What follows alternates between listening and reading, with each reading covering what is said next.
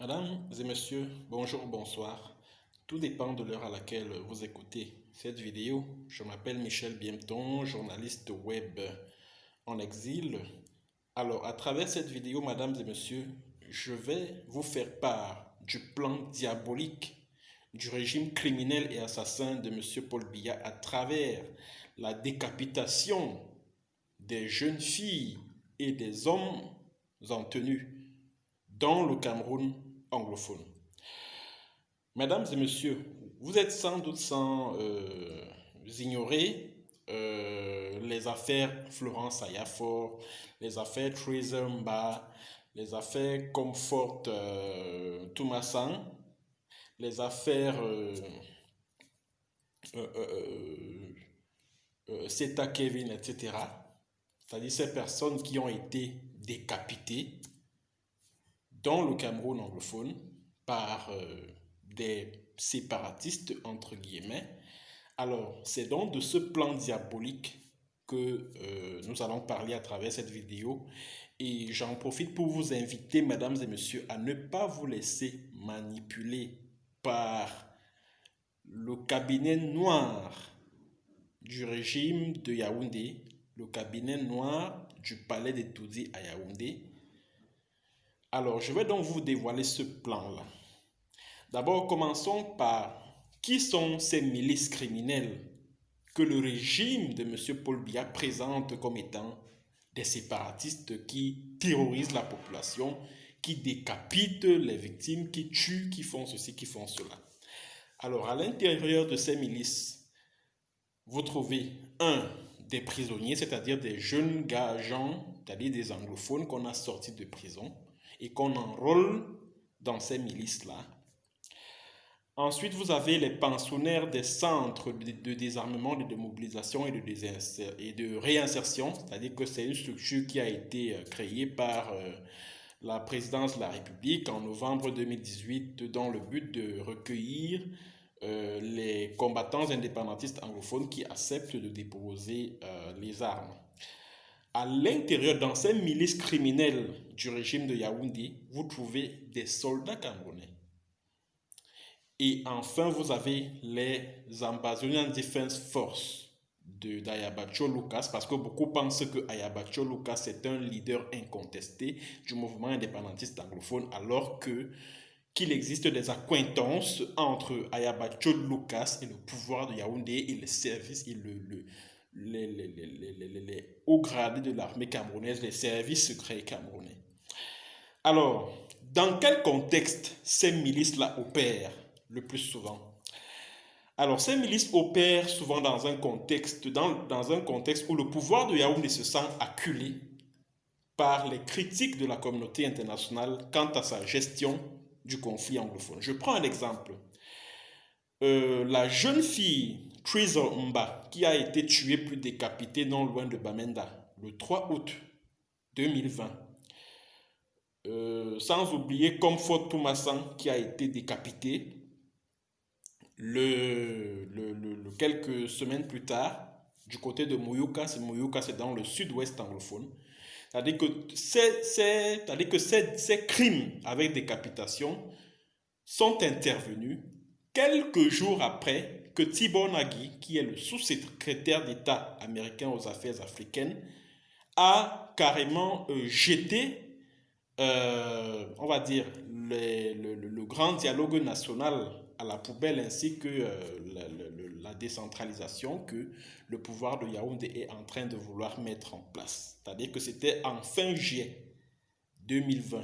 Et quelques jours plus tard, le pouvoir de Yaoundé lance une série de crimes de décapitation juste pour prouver à la communauté internationale que les combattants indépendantistes ne sont pas ces combattants de la liberté que l'on croit, mais plutôt un groupe de bandits, de criminels, de terroristes qui sèment la terreur au sein des populations locales. Alors, les cibles donc de ces milices criminelles du pouvoir de Yaoundé, c'est pour la plupart des jeunes. Je vous en ai cité quelques exemples tout à l'heure. Des jeunes filles, je veux dire. c'est des jeunes filles, ce sont les jeunes filles, pardon, ce sont également les hommes en tenue qui sont soupçonnés, c'est-à-dire que des hommes en tenue anglophone, policiers, gendarmes, militaires, gardiens de prison, etc., qui sont soupçonnés d'acquaintance avec les milieux indépendantistes ou séparatistes anglophones. Alors, le pouvoir de Yaoundé, pour faire passer sa propagande en vue d'obtenir la sympathie de l'opinion internationale, utilise beaucoup les cyberactivistes, notamment un certain Rolly Klein Londel, notamment Condatitus alias Macontrepi Podem, qui est un ex-soldat de la marine vivant en Angleterre et qui a plusieurs plateformes virtuelles telles que Macontrepi Podem en YouTube, telles que Didi A Cameroun, qui est le premier, ou alors c'est Rolly Klein Londel, tout comme ce Macontrepi Podem là, sont les premières personnes à recevoir les images atroces de toutes ces décapitations là et à les répandre sur les réseaux sociaux dans le but justement de manipuler aussi bien l'opinion nationale qu'internationale. Ça veut dire que si par exemple une jeune fille est décapitée par ces milices criminelles là à 10 heures, à 15 heures, l'image de la décapitation de cette jeune fille sera déjà répandue sur la toile. Et quand les images sont répandues sur la toile, l'opinion nationale et internationale s'en émeut, les associations de femmes s'en émeuvent, l'opinion internationale également, les ONG internationales, la presse internationale, rue dans les brancards et dit voilà, les séparatistes ont encore fait ci, les séparatistes ont encore fait ça.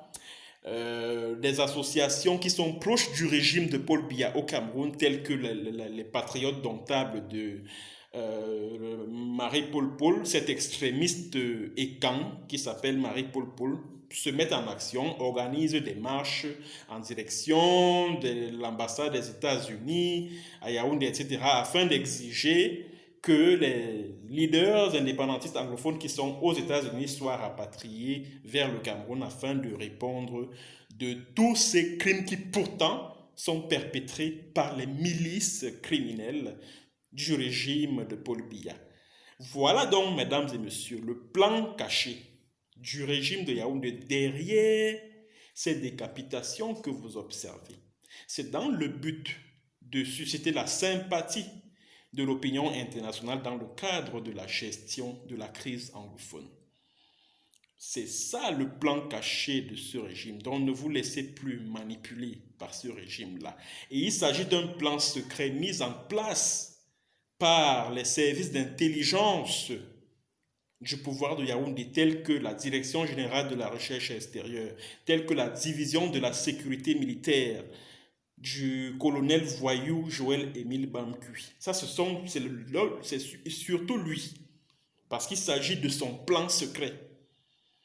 Voilà, donc l'objectif, c'est de faire croire que non, les groupes séparatistes anglophones ne sont pas ces combattants de la liberté qu'on veut nous faire croire. Non, ce sont des groupes de voyous, de bandits, de braqueurs qui sèment la terreur au sein de la population, etc., etc. Alors qu'il n'en est strictement rien. Ce n'est pas pour dire que les séparatistes armés, les authentiques, ne commettent pas, on va dire, des impairs. Non. Ce que je veux simplement démontrer, c'est que, compte tenu de ce que les séparatistes recherchent plutôt le soutien de la communauté internationale, ils ne peuvent pas prendre le risque de dresser cette même communauté internationale contre eux en commettant des crimes aussi atroces et surtout en les rendant publics. Partagez cette vidéo, mesdames et messieurs. C'était là le plan diabolique du régime de Paul Biya à travers la décapitation aussi bien des jeunes filles que des hommes en tenue anglophone que vous observez ces derniers temps et que vous avez sans doute eu à observer à un moment donné. Bonjour ou bonsoir.